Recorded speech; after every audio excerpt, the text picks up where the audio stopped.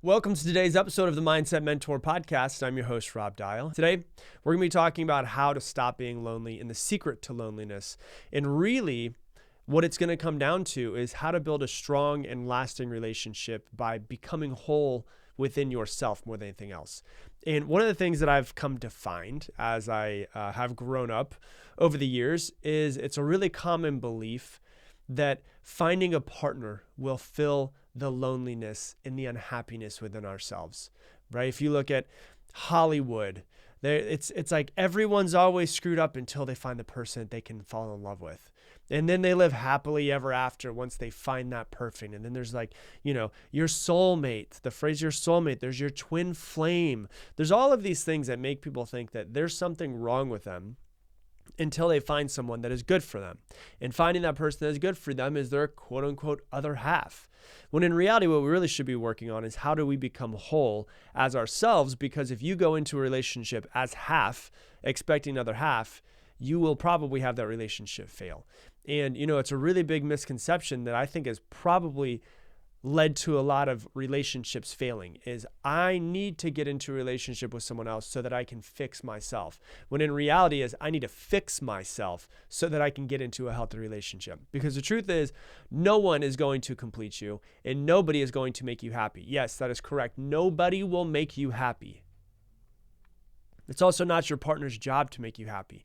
Happiness is a decision that we have to make for ourselves. Happiness is a state of mind. You can wake up every single morning and no matter how much shit is hitting the fan, you can decide that you will be happy as shit's hitting the fan, right? It doesn't mean that we have to go find someone else. We have to fix something in order to get there. We can figure out how to get there ourselves.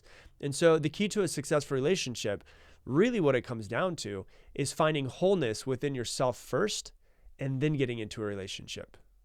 Now, some of you guys are like, holy crap, I'm already in a relationship. Well, we'll talk about that in just a little while.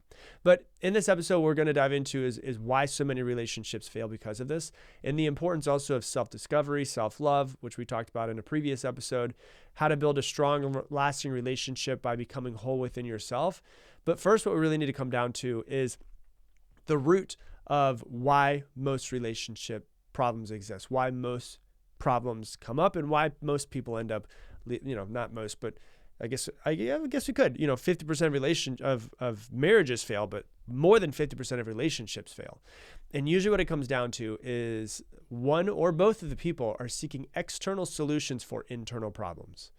They are seeking external solutions for internal problems. One of the main reasons why relationships fail is because people seek external solutions. They think the outside world is going to heal their inside world. This is in relationships. This is in people wanting to become rich. This is people wanting to become successful. And the example that I love to give, and I heard Wayne Dyer, who passed away in 2015, amazing human. And he says this is the way to think of it, right? He goes, the way to think of it is, say you're getting your keys and you're picking up your keys to go for a drive, and the lights click out inside of your house and you lose power inside of your house and you can't see your keys. So you're searching for your keys. You accidentally drop them on the floor. You're searching on the floor and you can't seem to find your keys. But then you notice that the street light is on outside. And so you're like, you know what? The light's on outside. What if I go outside and search for my keys?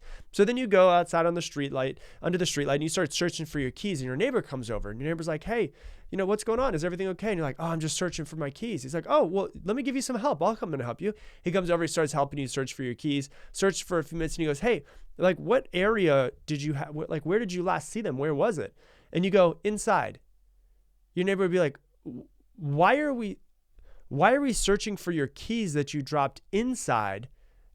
And you're like, oh, because the light's on outside, right? That doesn't make any sense. It's the exact same thing. We're looking for problems that we have internally to be solved by external. That's impossible. We have to be the people to solve them. So instead of people addressing their insecurities, their loneliness, their unhappiness, people get into relationships hoping that their partner will fill the void. Man, what a big task that is, right? I'm going to get into a relationship with you so that you can heal my insecurities, so that you can heal my loneliness, and so that you can make me happy, right?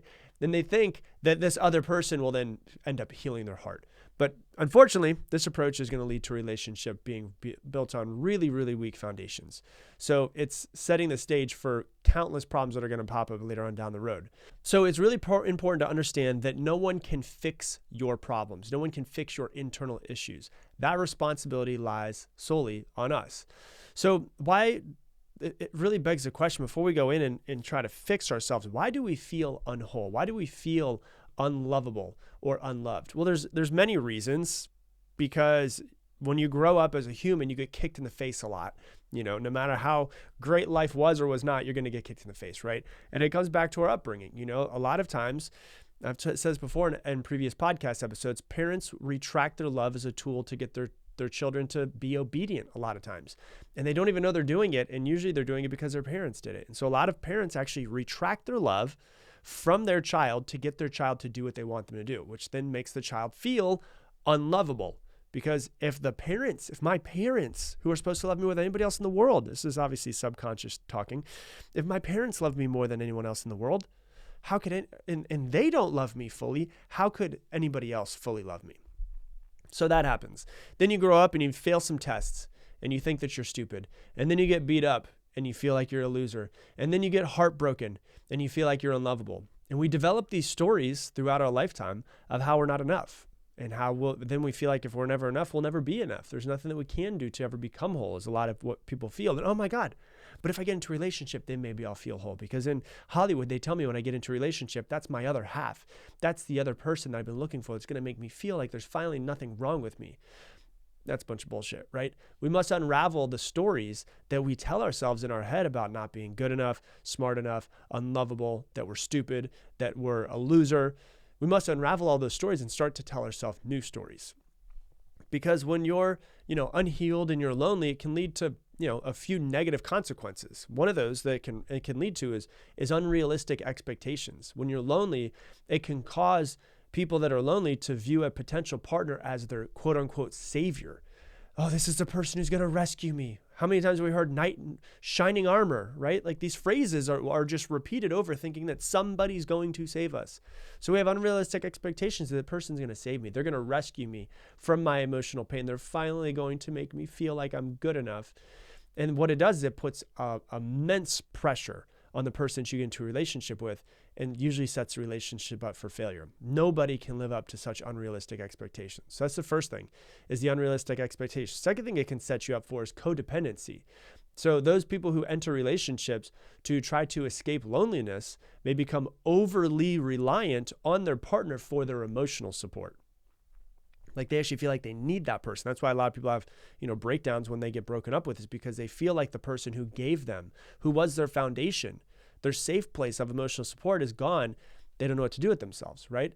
And so this unhealthy dynamic in a relationship can create an unbalanced relationship where one person's emotional needs dominates the partnership. I know there's already a whole bunch of light bulbs going off, either with you or with other relationships you've been in, right? And the third thing it can lead to is a lot of insecurity. Loneliness breeds insecurity. And, loneliness really just means that you are alone. There's nothing wrong with being alone. But if you start to think there's something wrong with it, you start to create stories around it, this loneliness can breed insecurity, make you start to feel insecure about yourself. And then you constantly feel when you're in a relationship that you need to seek reassurance from the partner that you're in a relationship with. And that can put a lot of strain on the relationship and make it difficult for both parties in the relationship to really feel secure and feel confident in their connection. So before entering into a relationship, it's really important to go on a journey of self-discovery, of self-love. And by understanding and accepting who you are, you build a strong sense of self, which allows you to enter a relationship as a whole rather than a half, or somebody has a void or a hole in their heart, or they need healing, whether they're not happy with somebody else. You can enter it whole, and then you can, instead of seeking somebody to make you feel better. And, the journey can involve many things, right? So today we're not really going to talk about how to fix all this stuff, because, listening to this podcasting, going to therapy and all that stuff will definitely help it. But, ways to help, therapy can definitely help. Going and listening to these podcasts and going on your self-development journey helps. Reading books around relationships, around, self-help books as well. Meditating will help. Journaling will help. Asking why you feel like you're not good enough or smart enough or pretty enough or feel like you're a loser or feel like you're fat or feel like you're ugly or feel like you'll never be loved. Journaling those questions and figuring out why you feel that way and how it's not true. And just all of that can help build the self-discovery journey that you're on, this help you grow more than anything else. If you're listening to this podcast, you're already starting on the journey to helping yourself, which is a good thing. But really, embracing self-love is a critical part of the process, and it enables us to really recognize that we have inherent worth, and there's nothing that we can do. There's nothing we can ever do or say or accomplish or amount of money we can ever achieve to add to who we already are. There's literally nothing that we can do to add to who we currently are. Right? So going and making more achievement or losing weight or making $1 million is not going to add to who you are. It also won't subtract to who you are, because who you are is literally who you are. So there is inherent value and there's inherent love that and worth that is there. And that's how we start to learn to love ourselves and appreciate ourselves. And like I said in a recent episode I did specifically on self-love, you can go back and listen to that one and start to get better at that as well. I've got a couple episodes on that will really help you love yourself a little bit more. And so really what it comes down to is how healing first helps the relationship, right? And so let's say that you're deciding, maybe you're single right now and you're like, okay, I'm going to go on this self-love journey. I'm going to start to love myself. I'm going to start to figure out who I am. I'm going to start to realize that nobody else is going to complete me. Nobody's going to make me happy. That's something that I have to do. And I've now finally realized that happiness is something that I decide to do. Happiness is a state of mind that I bring up within myself, and nobody can give that to me. And then you start to heal yourself. You start to work on yourself. Well, how does that actually help when you do get into a relationship, right? So there's a couple ways that it helps. Number one is it helps you define your personal values and your boundaries. Sometimes when you get into a relationship with somebody, you can lose yourself in that relationship and try to become just a chameleon for who they want to be so that you can continue to be loved. But when you understand your personal values and you can figure out who you are, you can then establish clear boundaries to help ensure that you have a balance and respect for relationship. You would think boundaries could be a bad thing in a relationship, but boundaries are actually a great thing when they're clearly communicated in a relationship. And by knowing what's important to you and all of that, you can effectively communicate your needs and expectations to your partner and see if that lines up with them. And individuals that approach relationships like this with a greater understanding of their own needs and emotions usually can communicate that with somebody. They can say, hey, I understand what you need. I actually want to be that person who provides it for you. Okay, let me tell you what I need and how we can provide it for each other. What's your love language? This is my love language. Does this fit? Can we make this work? What's your attachment style? This is my attachment style. And you start to figure out who you are. And this is real emotional maturity. And it creates really healthy communication and makes it much easier to resolve conflicts when they pop up in the partnership as well. So that's the first thing. The second thing that gives you as well before you go into a relationship is a lot of self-confidence. Because as you work through your loneliness and your personal wounds, you start to gain self-confidence, self-assurance, and really be stepping into who you truly are, which enables you to enter a relationship as a whole, complete human, not a half a human, that is seeking validation and completion from your partner. So it gives you self-confidence. Next thing that it does as well, number 3, is it makes your relationship stronger. When you address personal issues before entering a relationship, you are better equipped to really form strong and lasting connections based on mutual respect and understanding with that person. And these partnerships are more likely to thrive because both parties have a solid foundation of self-awareness and emotional well-being, which makes them understand why they feel a certain way. And when they feel a certain way, they can then communicate to that other person why they feel that way, because communication is probably the most important part of a relationship. And then obviously what it's going to help with is building resilience as well. The skills and the insights that you gain from really starting to build yourself, you can actually start to address loneliness on your own. You can heal wounds on your own. You can start to not need somebody else, but choose somebody else. And this resilience can strengthen the relationship and enable you to navigate the situations with a lot more grace, with a lot more poise, and realize that you don't need anybody. There's not anybody that you need. And then you get into a relationship and you choose to be with somebody because you want to be with them, not thinking, oh my God, I need to be in a relationship with somebody. Now, we've talked about if you're single, working on yourself and how to work on yourself and all that, and then getting into a relationship, how that works. And then it naturally brings up the question, well, what if I'm in a relationship And I've realized through this podcast episode, like I'm married or I'm in a long-term relationship with a boyfriend or girlfriend. And now I've realized I have some healing to do. Oh my gosh, I've realized I needed to heal myself before coming in. What do I do? My answer to that is you're fucked. I'm just kidding. You're not fucked. But my answer to that is no matter who you are, no matter how long you've been on this journey, there's always healing to do. Right. And so one thing that I would recommend if you are in a relationship with somebody and you've been in a long-term relationship with them, it's not screwed. You're always going to be healing and growing. And I think healing and growing is something that you will be doing until the day that you die. And we always have more healing and growing to do. And so what I would recommend that you do is probably share this episode with your partner, listen to it with them, take some notes on it, and then decide with each other that you're going to go on a healing, a healing journey together. Really, like the thing that I think about when I think about being in a relationship with somebody is, a lot of times what I used to think, and I had this conversation with my wife about 6 months ago. We were talking about love, what love is versus being in love. And love, you can love somebody for sure, but being in love with somebody, usually what we think is that person's going to complete me. I will be perfect once they get me. But really what I think getting into like an actual real long-term relationship with somebody, with two people who are trying to work on themselves, is both of you guys understanding that you are imperfect individuals that need help, and you can help each other. Being in a real committed long relationship with somebody is going to bring up all of your wounds that you have from your past, especially the unhealed ones that you have from your parents. And deciding to go on that journey with somebody, whether it's just a long-term partner, whether it's a marriage with somebody, is deciding, okay, you are the person that I feel comfortable enough with to share all of my shit, all of my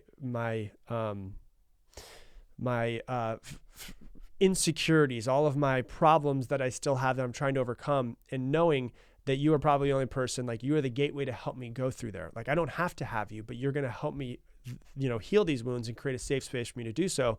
And in turn, I will create a safe space for you to heal your wounds as well. And really what that comes down to is if you're in a relationship, you need to have that conversation of like, hey, do I feel safe with this person, telling them all of my things, working through all of my things, being fully vulnerable and exposing myself emotionally with this person? And do they feel the same for me? And then having that committed, like, okay, are we in this together? Like, are we going to this emotional war within ourselves and being there for each other as we go through it? And if you are, then this is a journey you're going to go on together. And that's when you guys start to work on this together as a team versus doing it solo. So that's what I would say if you are in a current relationship with somebody. And, if somebody's not willing to go on that journey with you, well, then, you might want to reassess the relationship and see what feels right for me from there. So that's what we got. That's how you heal yourself. That's how you stop being so lonely. And that's how you really start to build self-assurance in who you are as a person. So that's all I got for you for today's episode. If you love this episode, please share it on your Instagram stories. Tag me in it. I'm sure it will help a lot of people that you are connected with. And I love seeing hundreds and hundreds and hundreds of you share this every single time a new podcast episode comes out. So if you would do that, I would greatly, greatly appreciate it. I appreciate it from the bottom of my heart. And with that, I'm going to leave you the same way I leave you every single episode. Make it your mission to make somebody else's day better. I appreciate you, and I hope that you have an amazing, amazing day.